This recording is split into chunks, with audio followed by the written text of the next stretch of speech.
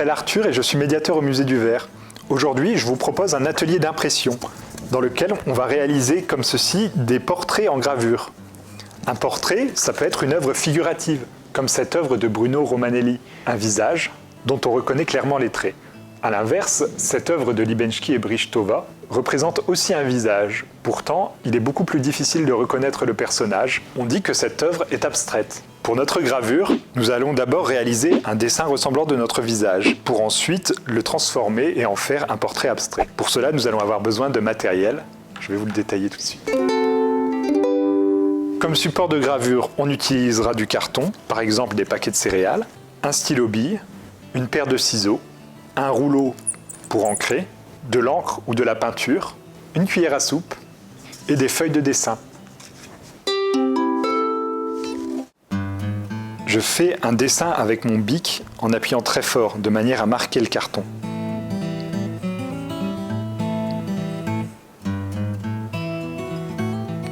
Une fois que je suis satisfait de mon dessin, je peux passer à l'ancrage de la plaque.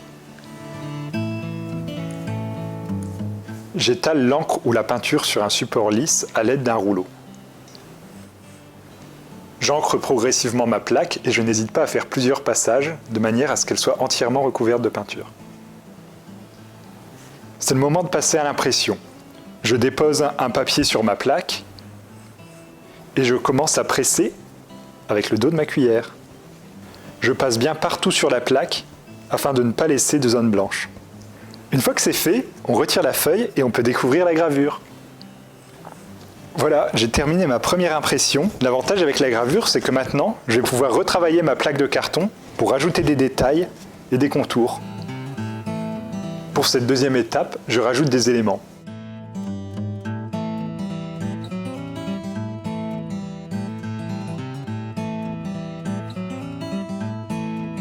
Je laisse parler mon imagination, je peux faire des hachures et utiliser d'autres outils, par exemple le bout de ma cuillère.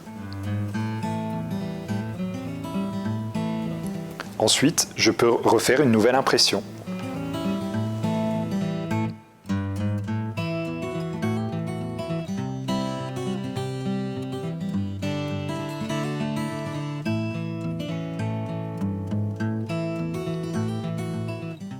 Alors après ce deuxième tirage, on voit que mon dessin a quand même pas mal évolué. Peut-être qu'on peut faire un portrait encore plus abstrait en rajoutant des formes géométriques. À cette étape, j'encre ma plaque et je viens ensuite ajouter des morceaux de papier découpés.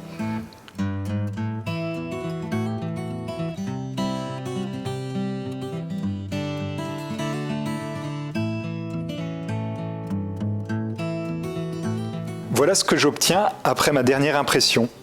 Cette fois-ci, on a à la fois des formes géométriques et mon premier dessin qui apparaît en dessous.